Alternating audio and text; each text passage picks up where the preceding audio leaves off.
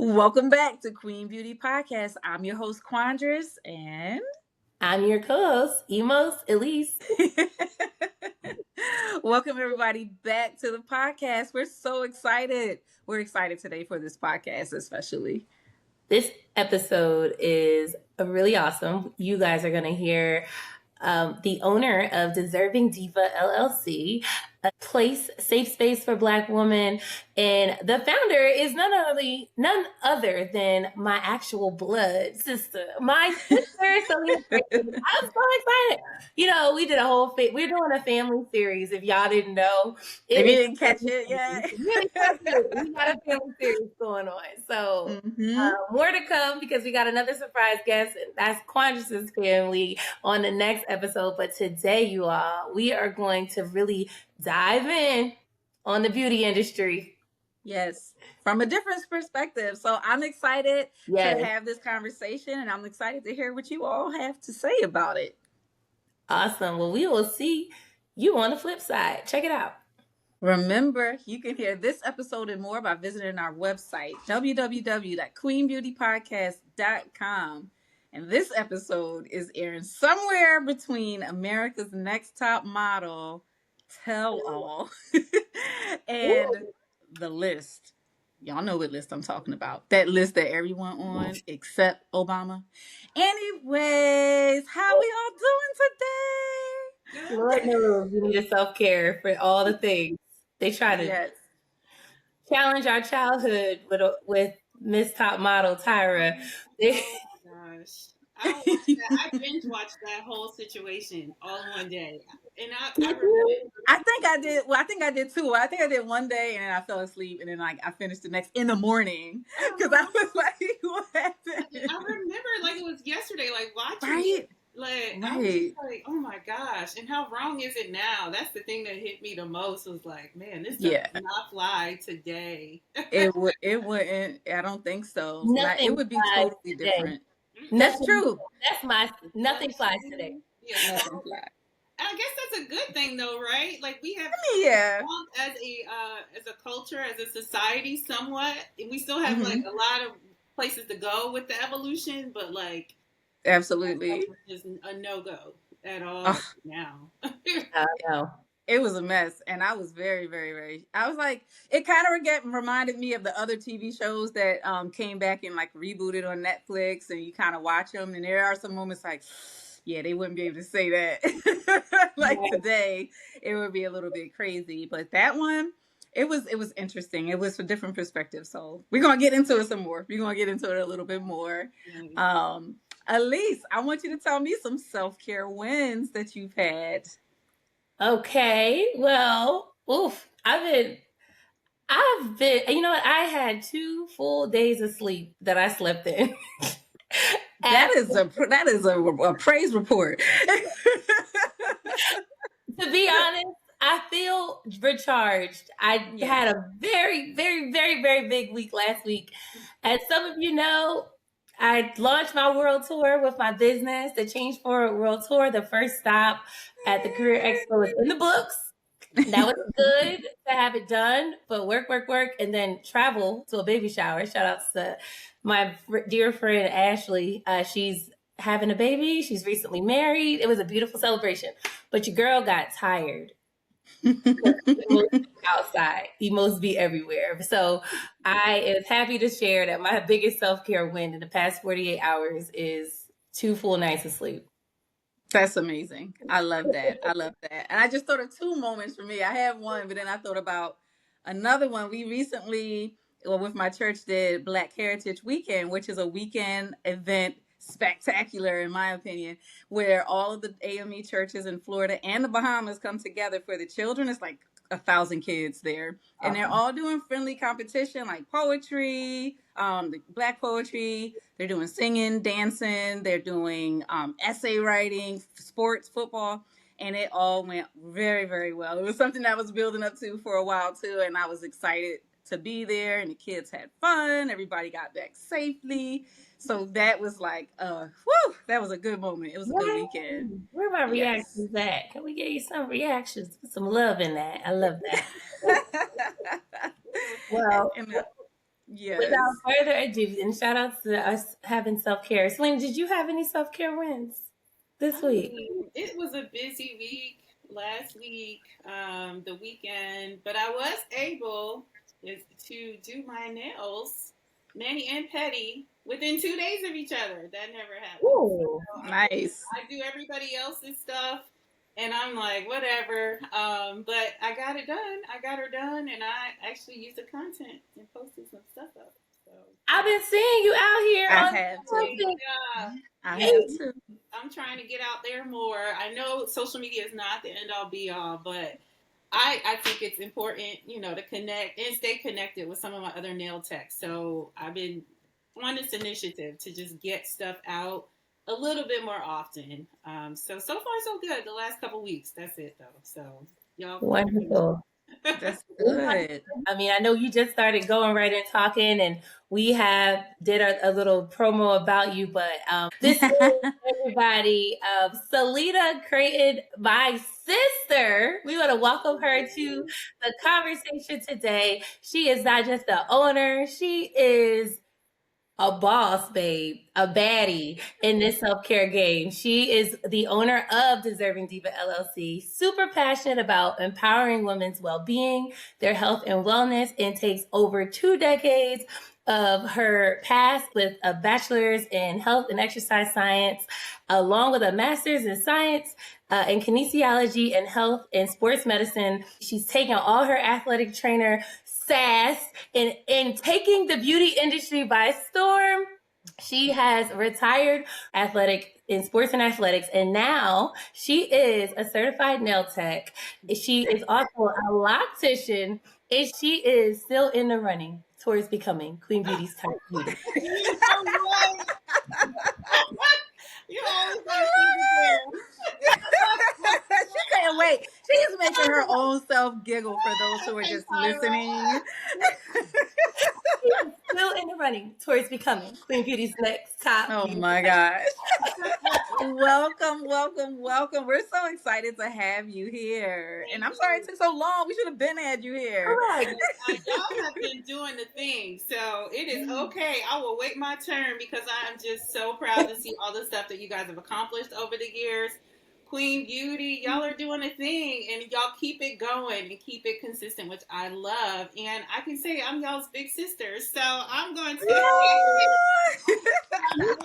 So look, whenever y'all want to get me in, I'm here for it. But I know y'all are doing big things inside of Queen Beauty and outside. So I'm just, I'm proud of you both. In addition to that, you're raising families and you're living your life and building businesses and just being boss. I'm not gonna cuss. I'm sorry. I can bring it back in, but y'all that be. So both of y'all. So I'm proud. Yay! To be here.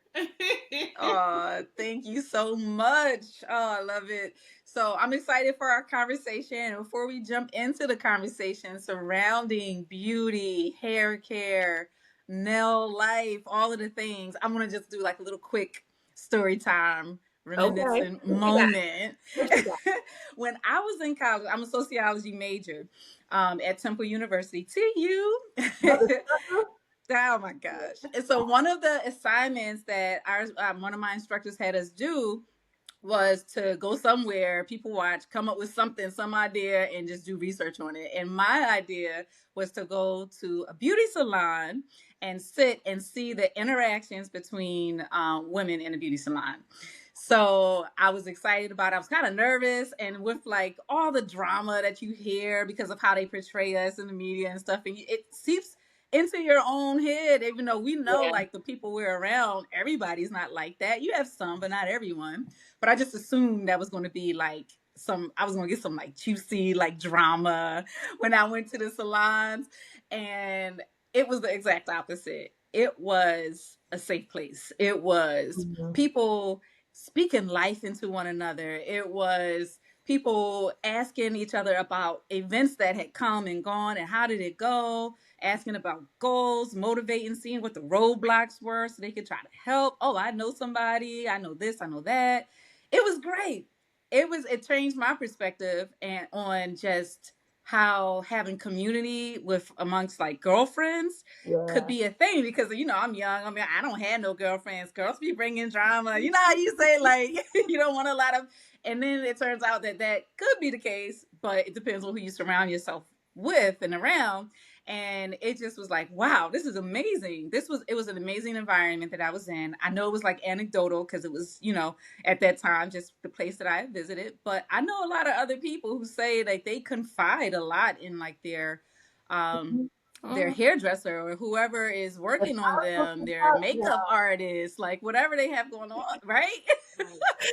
So I just kind of wanted to bring that up, and I feel like you said before, we've come a long way since then, and like America's Next Top Model like genre of things. But I kind of want to hear a lot from you. I want to hear a lot from you, from your perspective, and you're in like the seat, like you're the person doing the things to the people. And so we want to hear from you in that regard, and just start off kind of like, what's your journey? How did you get here? How did you transition here, and like what made you even enter the industry? Well, before I go there, I will say that all of my experiences so far in like the community space of hair and nails has been phenomenal. Yeah. I went to Lavette Beauty School. Shout out to the ladies at Lavette for nail tech after I retired. I was like a week, and I'm doing hair. I had been doing locks, and I love doing nails, my own nails. And a week, it was like 24. So I'm just starting the business, and it happens. And I was like, you know what? Let me see about nail tech school. So I go there, and the director was a Black woman, and I felt at home as soon as I walked in there. I like, I'm gonna learn, but she's got my back. And not only am I gonna learn about nails, but I'm gonna learn about us, women, Black women, Latinas. It was just wonderful to be in that environment. And so when you talk about salons and the drama, so far, like that was a great experience. Now we do have our little stuff here and there, but at the end of the day, everybody had their back. And I will say, like, to this day, there are ladies that I went to school with that we still communicating and dapping each other up on Instagram. Nice. Like, that's get that bag, like, just supporting each other. It's always that it's always that heart. And then even in the nail salon, I worked a little bit in a nail salon up the road, Black owned, Perfect Polish. Shout out, ladies. And from the owner to the techs that have been there, like everybody supported each other. And so far, that's all I know. So, whenever somebody comes, there are some downsides, but what I know is we support each other. I got your back. Yeah. If I know something, I'm gonna show you. You teach me, I teach you, and we all gonna get better together because there's enough hair and there's enough nails out here for everybody to get a little bit. That part. Yeah. So you asked about like how I got started. Hair was just a part of life growing up. I mean, from a little girl, I was that tender-headed girl with natural hair because mom didn't let me get a perm until she finally came when I was like 12. And so, and you got to know, like, it's a lot going on. My family, and I love y'all, love my mom, and love my sister, but we wasn't the ones, mom wasn't taking us to the nail shop and the hair salon once a month. No. That was not happening. We had to figure that out on our own. And that's what we did. Right. Girl, absolutely. My aunt Lila, like, braiding cornrow in my hair, and I will never forget, she did an S with a heart. Cornrow in the top of my hair with a bead. I love it. This is so cool. So we, between my mom and my aunts and everybody, that's just what they did to, okay, Mom, I'm not going to the shop. I might get my hair pressed once for Easter. Right. Or that. I had to figure that out. So by the time I was 12, like I was already washing my own hair, blow drying my own hair. I wasn't straightening with a straightening comb, but flat irons were like all the rage. And so I had already mastered how to take care of my natural hair. And then when my mom finally caved, I got a relaxer. I remember going to the church lady, the pastor's wife did hair, and she did my first relaxer. You couldn't tell me Nathan. That was it, you know. Then it was like time to get that touch up, and I was like, "Oh shoot, I gotta figure this out. Let me buy this stuff." And I did my own relaxer, and so it was just something, you know, playing with dolls. Then Elise came along, so she was also like one of my. Was she your baby doll? Like, so hair was just something that we did. yes. You know, you love to do. As an adult, you know, I started my own traditional locks after I cut off my perm in college and had the awakening. Back in Yes. at like 90 something, 90, what, 97, 96. Erica Badu was walking around with her hair wrapped up. Right. I was cutting off their hair. And then when I came to Georgia for grad school, I had locks. I installed my own traditional locks, cut them off, you know, then these micro locks that I have right now, installed them. Other people's hair I've done, my daughter. So it's just been a part of who I am. Now, I didn't think about like transitioning it to a business until later in life. I was Mm-hmm. you know, my job, which I love to do. I'm a certified athletic trainer. And for a lot of our people who are watching who may not know, you know, we are the ones that are taking care of the health and injuries and treatment of athletes. And so that was something that I wanted to do from jump. You know, I was in high school, like the first student athletic trainer, and I knew that's exactly what I was going to do. And that's exactly what I did. And I love doing it. To this day, I still do. But I guess I was the first full-time athletic trainer at the school that I worked for. Mm-hmm. And I kind of grew that program and then became mentors to college students, master's level students, and gave back to my profession in that way. And then I guess around 2017, I was kind of like, you know what? Okay, I've done this. And it started to irk me when people were like, Coach Crayton, like my elbow hurts or my this hurts or my all right, like it's been 17 years. What's next? And so I transitioned into administration. And I started thinking about like self-care and Black women just taking care of themselves and the importance of it when my job became extremely stressful and rigorous. And so it was kind of like we all deserve this because we're all doing 200%. And when we Right. take that time to give back to our own selves, it should be quality. You know, it should be something that we actually do enjoy. Mm-hmm. And so that's kind of where it all spearheaded from. And I'll say I installed my own locks. I kept up with my own locks until I met Miss Levon, you know, and I'm an administrator, so I'm making plenty of money. I can afford to pay someone to do my hair. And so Miss Levon's experience was amazing, but I had went through a lot of frogs to get to her. So I knew, Right. you know, what I didn't want. You know, you go through things, you change, but for me, it was important to honor my time and my money. And if I didn't feel respected, or I didn't feel like I was getting the quality of work, or I didn't feel like the environment was up to par, I was like, bye, I could do it myself. Right. So, right. so that's kind of where it spearheaded from, I guess, just knowing, you know, what I would want, you know, as a hardworking woman, when I do get that time to relax and pamper myself, I want it to be quality because I deserve that. And that's where Deserving Diva came from. I love that. I love your story. But you mentioned a lot of points there, and kind of towards the end, you talked about wanting to create an experience for people, kind of because you know the experience that you have, and that kind of takes us into the idea of what are you doing to kind of create that experience for your clients and create and like trust. I would say trust for your clients. So I think trust starts from the first, you know, DM message or the first phone call or even the first conversation with the client that's referring, you know, this other client, and that client saying, oh my God, yeah, you need to go see Salina. She's, you know, she keeps my hair up and she's fabulous. So that trust starts there, and it's kind of cyclic. Then it goes to the experience of booking, you know, or the conversation we might have. And I know there was one client that I have, and she had posted, you know, there's all the Facebook groups for locks and sister locks and micro locks. Yeah. So as a business owner, you know, that's a that's marketing too, as well as going out and saying, hey, your hair is gorgeous. If you need somebody, I got you. I'm over here. But she had posted, I'm looking for a loctician, and yeah, I responded along with 80 other people. But I also picked up Facebook Messenger. I sent her a message, and she actually, her wife replied back. And her wife was like, oh my gosh, like, I need, thank you for reaching out, because that's what they, they needed somebody to really directly connect with them. And I'm right sure you are. And so we had that conversation. That's the second part, is to be personable. I think, that's lost a lot now that everything is so online.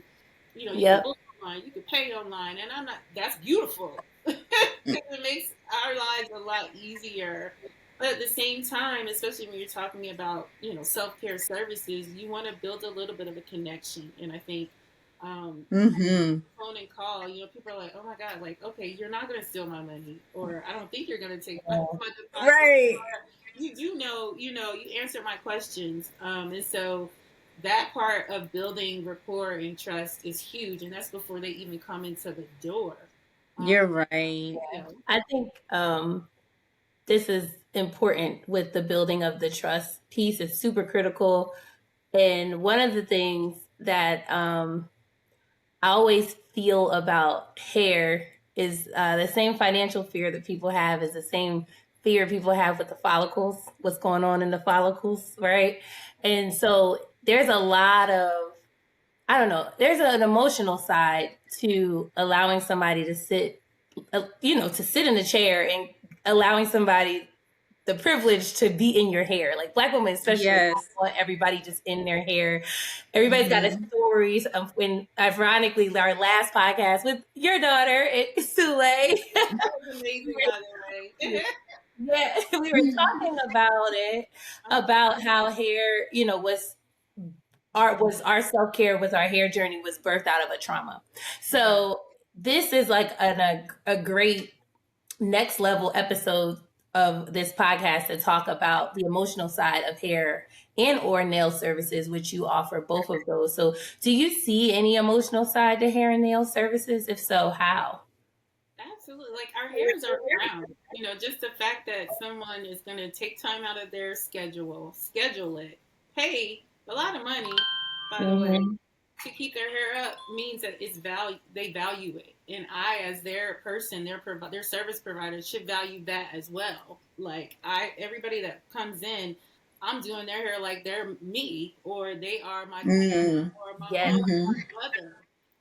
And then I think the thing is listening. And I learned, as a nail tech, I actually had to get checked to say, look, like they said A, B, C, and D, and you didn't do that. And so people come in, and I was like, you know what, you're right. Because I had in my mind, this is how I'm supposed to do it.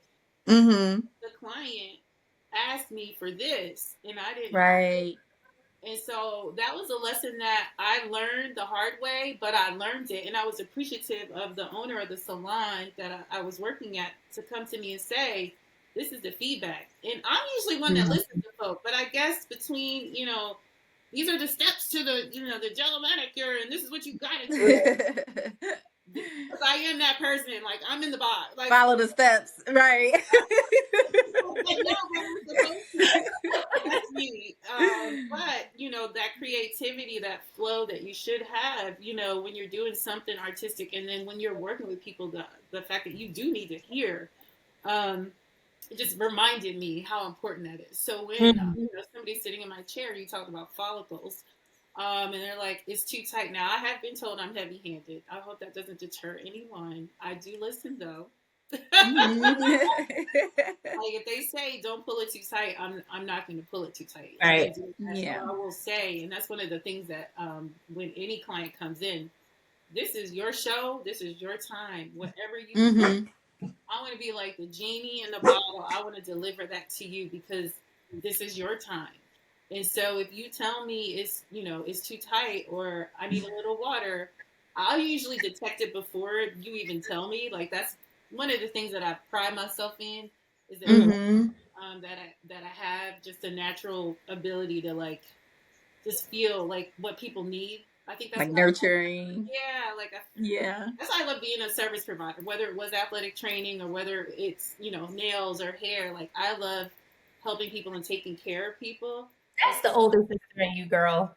Stop. It is. Everybody's my child and my baby sister when they come on in, or my mom or my grandma, auntie, whatever. Like, y'all they are family, and I treat them just like that. So I think that's important. Yeah, so hearing them, and executing what they want is a big thing, for the trust that you need to build. I'm going to have to say, I'm going to vouch for it real quick before we transition, because yesterday, y'all, Salina DeZerving Diva did my nails, first of all. But when she says that she be listening, she could feel people's energy, she is absolutely correct, because I was multitasking after that nail appointment, and I had a meeting, and she knew that I hadn't eaten because I was on a Tuesday fast, so I couldn't eat until sundown. And guess who came with a plate right at sundown? When I wasn't taking care of myself, my sister. We would show up with collard greens and a sweet potato because she loved you. Look healthy too. And it was ready to go, and it was right at the end of me. I felt the love, I felt the care, and I was in the beauty chair. So like the beauty chair is lit, y'all. The beauty chair is where it's at, and I feel like a lot of people say that, like because you're in like a vulnerable space, you're in a vulnerable spot. Whatever they do, you might have that do for like, I don't know, at least a week. you're gonna be looking like how you look. So you want to be, it's just vulnerable. You put in that, and what you perceive as beauty, your confidence, all of these things in that person's hands. And so I like what you're saying as far as making it personal, and it speaks to like building that trust, because it is a lot of like remote, like online. I don't even know. Some of these feel like bots. I can't tell. It's very like scammy. It feels scammy until I actually hear a voice. I don't really like trust it. You're right. So, but I understand the need for, providers and people who are doing these services to protect themselves at the same time. Yes. That's really important. And so I know that when it comes to being vulnerable, and when it comes to just making sure that you're giving of yourself, right? And people are coming to you with probably concerns or questions, or how you just kind of chit chat and you're there for a while. And I wonder if that could be the reason why it happens. Like when you get in these services, sometimes it can take a while. You get comfortable with the person. Most likely you have that rapport, that relationship, and business gets shared. Kind of like the beginning of my story with it happens, especially if you don't have like a lot of friends or things or people to talk to. So it can happen where you find yourself sharing some things about yourself. And like, how do you, as a service provider in that regard, how do you go about helping in those moments, and also like kind of protecting your own like energy, because you can get, it's easy to get sucked into the energy of others sometimes, Absolutely. I guess for me, I start with positive energy, and I feel like when people step into my house and then into my studio, like they match my energy, which is caring, which is positive, number one. So I don't do the negativity, whether it's talking about even like somebody at work. Like, I'll listen, but I'm not about to chime in because that's just not me. So I'm going to be me, which is a positive person. Second, what happens in the studio stays in the studio, and that like we ain't got no snitches around here. Like, we're gonna keep it 100, and I do. Some clients do like, it's like they keep talking and talking, and they just need somebody to listen. And I'll pick up on that, like, And the other good thing is I don't have a good memory. So a lot of stuff anyway. That's just it's a coping thing, like just a brain dump for me. I don't care. Like, I do follow up or whatever, ask little questions for the next visit, but I let people lead. I let them lead how they want to move, in the space with their time, their self-care time, and then I just, proceed as indicated. So, some people just need somebody. They just need to talk because maybe there's no that they talk to for real. Some people don't want to talk at all, and I love those too because they come in. It's the younger ones too. Like they like I'm gonna get them, and I'm like, cool. You want that quiet? You just want to scroll? Scroll, baby girl. That's you. You know what? That should be an added question. Like Uber has it. Do you want a quiet ride or you want to talk? Right. It should. That's like the intake, like an intake form. Yeah. The chatty politician, or you want one that don't talk at all. Like, listen, it's true, but I can see that. But in my head, that's what I'm doing. Like, it may not be firm, but there's some that I better not play, because I love YouTube. The DJs that mix on YouTube are like... Yes, me too. I just found them. They have them on TikTok, too. Yeah. Or like, if it's somebody I know is not about, Kendrick Lamar, I love him, but, then I'll put on, the greatest gospel hits from the 90s, like right, okay, you catering to their needs and their likes. Absolutely. So, I want to meet them where they are, but also they come in and match that energy. Right. I know I have those moments myself where sometimes I am a chatty, like I'll go, and it's those moments where I haven't talked to like an adult in like a day or two, and sometimes, and at least I'll catch it because I just be like, I just be going about like 5-10 different things in like 2 sentences. So I understand that. And then you be like, Yeah, just quiet. Got nothing to say. Okay, like I respect both. Y'all both raised a good point I want to bring up. Between women, Black women in their hair, beyond the vulnerability, there's moms, there's careers, there's family, and then in between, you finally get a break. Salina, you mentioned it earlier. You were like, we're going 200%, right? We were talking about the phenomenon of the Black woman going 200% and how it's showing itself as like burnout. And this is the beauty chair, and for nails and hair is literally the only place where we can just like not have access to nothing, to just sit and cater to ourselves. And just be, I did look up a couple of facts, a couple of stats. Actually, I'm glad you brought that up. So, did you know that about 88% of salon goers view their experience as therapeutic? Yes. 70% are people report a boost in self-confidence immediately after leaving a salon. It's impactful. Wow. It's very, and I didn't realize that the statistics were that high. I mean, I know that we talk about it a lot, like there's different types and different forms of self-care. But sometimes we kind of gloss over, like, it's not just hair, it's not just nails, self-care is more than that. But we're negating the experiences that you actually having when you go to these places, these safe places. It's usually women, a lot of women, it's a lot of laughs, a lot of kiki. Sometimes we just need to laugh, like a good like belly laugh will kind of do it. Yeah, it should be that. If you leave any space after getting your hair or nails done or whatever, and you didn't feel that way, don't do it. And that's how I got started with nails, to be honest. And then that training, teaching myself between YouTube and all that kind of stuff, that became therapeutic for me, doing my own nails. The idea that self-care is therapeutic no matter what it is, and it's so as the provider to remember that.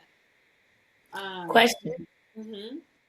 You brought about the piece about self-care. It made me think about you when you were like talking about doing your own nails and learning and it being therapeutic, the creative aspect of nails. Do you find nails and hair to be an artistic expression outlet for you? Yeah, for yourself. Oh, absolutely. And you're talking to somebody who the only artistic thing I thought I could do was tape an ankle. Like, oh no. Like my handwriting is atrocious. I can never draw. Like the fact that I'm like some of the art that I've done on nails now and the growth that's taken place from the day I walked into Lavette to now is huge, which speaks to like we as human beings, we can do anything that we actually, and I don't want to sound cliche, put our mind to, no, but practice and execute. Yes. So it's art, you know, even like laying acrylic. There's no polish involved. Like that's art. Yeah, to make it smooth, like you could get them air bubbles, or you never know. Like it gotta be right. It's I'm still growing. I'm still, you know, getting better at it. But it's hold on, y'all, because I didn't charge my phone. My thingy. Okay. No worries.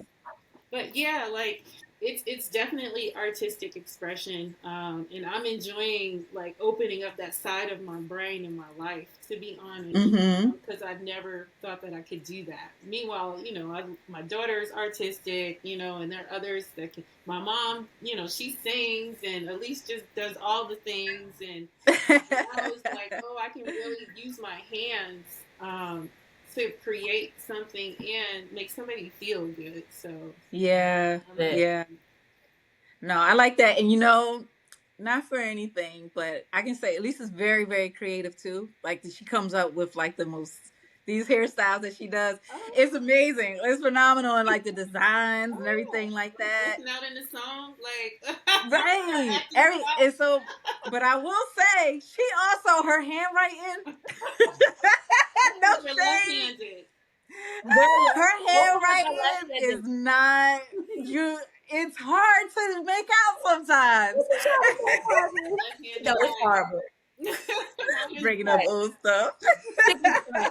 No, she also takes really good notes, and she is a note taker, right? She's a very good note taker, and I would try to like look at her notes because I'm like, I'm trying to learn, like, how are you getting these good grades? Like, she was really, I admired her for that. I'm like, let me see your notes, let me see, compare it to mine and see what we got. Oh no, girl. It was just like, it was a cyclone. It was circular. I've never seen anyone take notes like that, but I knew it worked. Even her notes were creative. It was like a pattern. You can read it though, right? You can read it. Yes. At least for the first day or two. Sometimes right. I'm like, what in the world does this say? Thank God for keyboards. Right. Very creative. Oh my goodness. That is hilarious. So Salina, we had to, Quantas and I were talking about this, especially in like, we are in modern society, quick trend of the week, everything's moving really fast. How do you stay inspired about designs in such a trend-driven industry? Like whether it's hair or nails, I mean, everybody's constantly like, oh, look, oh, Pinterest, oh, Instagram, oh, TikTok. Like, how do you not like go, I know when I was doing hair, I was like, Your question brings me back to nail tech school because, you know, there's like the meat and potatoes of what you're doing, right? And it's, you know, a basic manicure, pedicure. But then on the flip side, there's gel X, there's hard gel, soft gel, there is gel manicure, regular manicure, then there's charms, and there's art that you can draw, and then there's stickers. And I was overwhelmed because I was in the box. I'm like, hold on, but the joint says boom, boom, boom. But I turn around, you know, my sis over here, she like got, you know, this looks like this, and that one looks like that, and I'm confused. And the director said, stop, block all that out, and focus on the meat and potatoes. You know, focus on your structure. For hair, focus on the interlocking, focus on that grid. And when you focus on the basics, then the other stuff, as you can accept it and as I can accept it and bring it in, now, you know, now I have the capacity to go ahead and bring in gel X. So now I have the capacity to work on, you know, that French, you know, or now I have the capacity, but I am a step-by-step person. So even in this creative chaos is what way I call it, my brain still doesn't operate quite like that. And so, staying on trend is very important, but also realize that your trend is on top of the foundation. The foundation. That's what I was thinking as you were talking. I'm thinking of cause football mom. I'm still in football mode, and I'm just hearing the coaches say y'all doing all these fancy things, and that's good, but it's not going to work if you don't have the foundation. You're going to hurt yourself. You have to calm down a little bit, learn, get the foundation, and then, like you said, build on top of that. Yep. And then the other thing too is staying connected with your other nail techs. I can be inspired like I was for my ladies that were in class with me, my instructors, and now seeing them on Instagram or calling them up and talking to them about a challenge that I might have had with a client or something like that, and still learning from them, and teaching others. That's another way to stay on trend, because everybody, there's a demographic for everyone, Right. One of my cousins was her dream goal is to be the one to do all the strippers' nails, and I was not mad at her at all, because they all have them nails. Wow, you're right. They're gonna pay that money. Give a good tip. And then they're gonna get their nails. So she was like, "That's where my money's at." Somebody else is like, it's the seniors for I want to just service the seniors and make them feel good, and just doing a gel mani, or maybe you want to be a medical nail tech and work with diabetic patients, that's down the line in my bucket list. But you're who you focus on, everybody's got a little bit of a niche, hair, right, and nails, or anything in the beauty industry. And so you get your basics, but then you hone in on what you really want to develop, and then watch others and just, really support each other, all the other professionals in your field. So I like that. I like that a lot. That makes sense. It's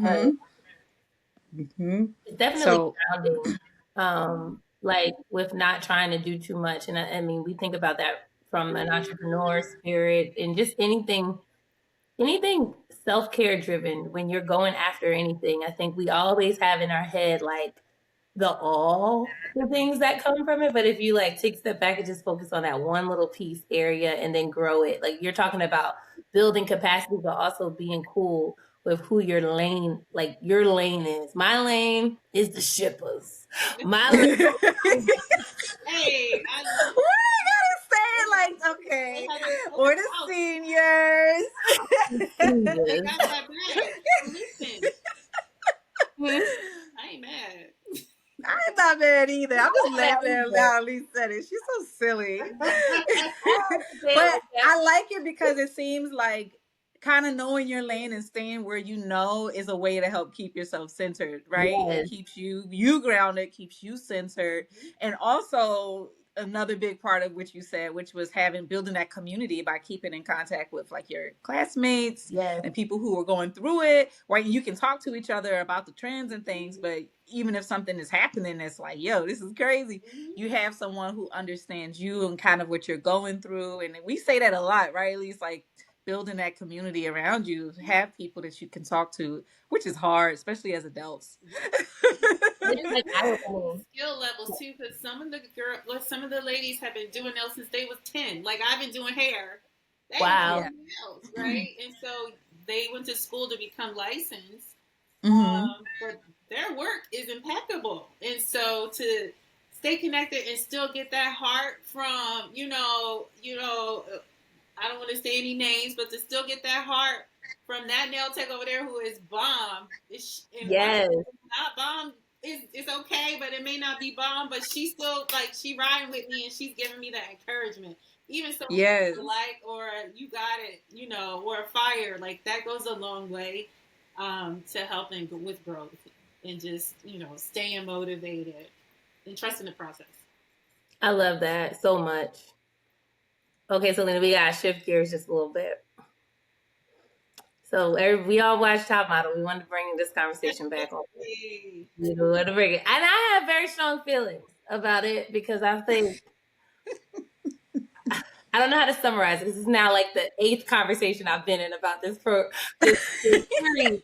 But my strong opinion is that we are perpetuating new reality TV issues with this new generation by doing this tell-all in a little way. Because I think part of us, like, if we look at the history of like the reality shows, yes, Tyra was problematic, but she was also doing what was birthed at the time. Biggest Loser was doing the same thing, causing issues, fat shaming societies. And it makes me think about the fact that I feel like we just like drama. So we're just creating a new level of drama by creating like a tell-all for viewers. I think like the bigger picture is like we all as a society, now it's like the influencer lane. Like, are we doing something in society today that 20 years from now they're gonna look back at us and be like, y'all should not have been posting these influencing videos the way. Absolutely. Like, I feel like those stories are already starting to come out, especially with like the child sensation, like influencers. They always come out like these kids ain't want to be in any of these videos, and you be like, what? And again, it's like the drama of it all because everybody like watching the videos. You know what I mean? But then it's like you find out the behind the scenes, and it's what you said. People like the drama. We like the drama. The drama gives ratings. That's why reality TV is so popular. Everybody wants to know the backstory. Like, we love it. I love the Braxtons. The Braxtons, yeah. I'm part of the family right now. Just to see the backside, not just the performer or the singer or the group. Top model, man. I think keeping things in perspective, like you said, like this was 20 years ago, right? 20 years ago. Changed, thank God. Things are going to continue to change, like you said. And so I think keeping that in perspective before you judge is very, very, very important. So they like the Gen X's and the young folk are watching it and just appalled, shocked and appalled. Girls, like flabbergasted. This was back in the day, just like somebody's looking at slavery, that was back in the day. Lord, everybody has passed because the fact. But what I do want to see is that you grew from it, and that is what I did not see from Miss Tyra Banks. I think that's probably the part that people were a little bit irritated with, like the lack of accountability, and that's why these little parody videos are just hitting. They're hilarious, and I can't help but to laugh because first of all, it's all TV, it's all entertainment, and that's how I'm seeing it. But it was just the lack of accountability that was so easy to call, and it was like, as I'm watching it, it's like, is she going to be accountable at all? And I thought it was something that I was just thinking for myself. No. But it was like, no, okay, y'all all saw that, right? Like it was just zero accountability for anything. Like that was right there. Like the Gen Zers wanted her to be like, oh my God, I cannot believe we let that fly. Like, or at least like. Yeah. Maybe she was scared to be accountable because everybody's suing everybody all day. And if she say sorry, it kind of admits like wrongdoing. I don't know. I don't know. Even if there was somebody who said, and this is me, because I've been low key like trying to play devil's advocate on the attack on Tyra. But even if she was like having one-on-one conversations with some of these people, like if she actually like visited Miss J or like went and had like a one-on-one heart-to-heart with people, and so that the narrative was just like, well, we never heard from her. Like, that shouldn't have been it. Or her saying, man, I should have went and visited, Miss J. Yeah, or saying it. Yeah. She could have just said it. Fired, and it wasn't, I didn't have, it wasn't, it's not, I couldn't help him, but what I can do is help you over here. Right. Yeah. That's what was missing. I think that is why people are so upset. Yeah, and just being around somebody so long because I mean you're on set with them hours and days on end. It's like, and it's you feel like they're family, right? And for you to get hurt and not like have someone, you're in town and I'm hurt and I'm in the hospital, you don't come see me, and I thought we were family. That is hurtful. That's hurtful. And I think it was those two things that people were just like getting it about her, a little bit of the ick from that. Huge. That's not how a boss or an administrator should function. Like, Yeah. Me coming with my athletic director hat on, I was always like trying to be straightforward. Like if you're messing up, excuse me, let's have that conversation first before I start talking about you to other people or start working on, getting you fired. Like let's talk. Yeah. Yeah. As hard as it might be. Yeah. That's just the way I operate, and I think just trying to be candid as a boss is huge and builds trust. But man, for him to get an email and she right next door that he's about to get fired, and they're supposed to be, they were having sleepovers and hanging out with each other, and no, that's not. No. Yeah. That's a character flaw. Sorry, Tyler. It is. But I heard they're doing a reboot. I don't know if it's true or not, but I heard they're doing a reboot, and that's why it's just to get like the people, get the people going. Everybody is going to watch. Everybody's going to watch. Are you kidding me? I love all of those. The fashion, what do you call it? Where they're doing the clothes too. The one that Heidi Klum did. I love all of them. Say yes to the dress. All of those things. All of those type of shows. They're big. They're big these days. So this is so much fun. This is a good conversation. Are we rapping? No. Oh, okay. Before we wrap, we definitely want to tap into you for your tips and advice, because you are the big sister. You are our only interview that we've ever done in the beauty professional space. So what daily routines keep you centered? And did you recommend for others? I'm a simple woman. The favorite part of my day is putting on my coconut oil all over my body to keep my skin soft. And yes, is that the grocery no toxins. No toxins. I love the smell. I love how soft it makes my skin. So that's one of my favorite things. But taking care of myself, to me, I am I'm very sensitive when I get overwhelmed. And so I have to take breaks, and my family understands it. I was always that way. It was going to be sleep first because it's a lot coming in at me. And so I love this new life that I have where I actually can, just shut down for 30 minutes or an hour. And maybe it's listening to an audiobook, or maybe it's actually taking a nap, or working out.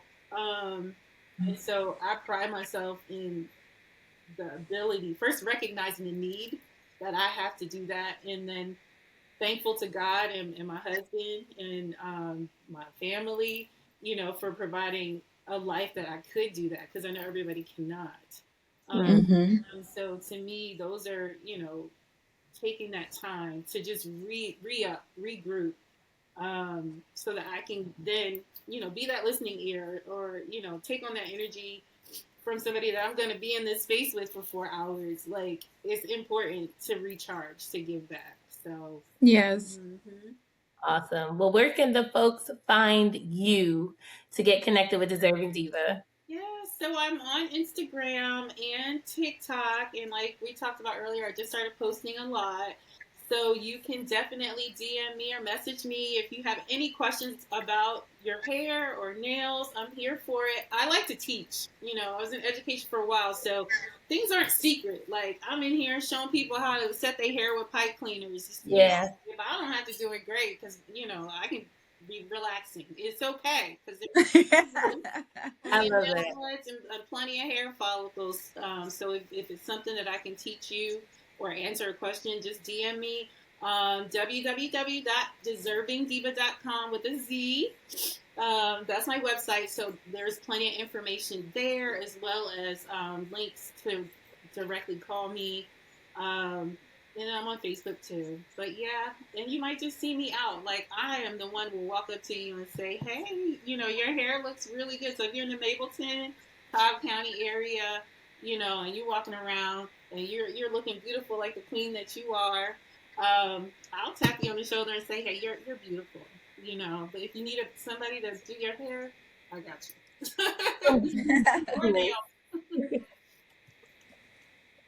Awesome. That is amazing. Well, Salina, thank you so much for joining us today.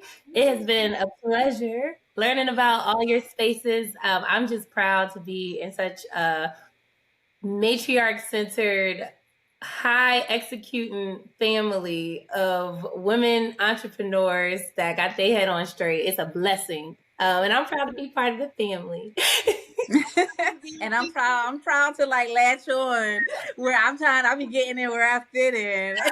Trying to take some gems. Me, I'm like, I'm watching Elise and Clyde, both of y'all doing all of the things, and I'm just like, yes. Yes, the legacy. Y'all are taking it to the next level. That's what it should be. And I'm so proud of y'all for everything that you're doing. Thanks for having me on Queen Beauty podcast. So appreciate you guys. Thank you. Thank you for coming. And thank you everyone for spending some time with your listening ears to Queen Beauty Podcast. Please check the show notes if you love what you heard today for information linked about DeZervingDiva.com referenced in this episode. Check out our website, www.queenbeautypodcast.com, not to be confused with Expedia.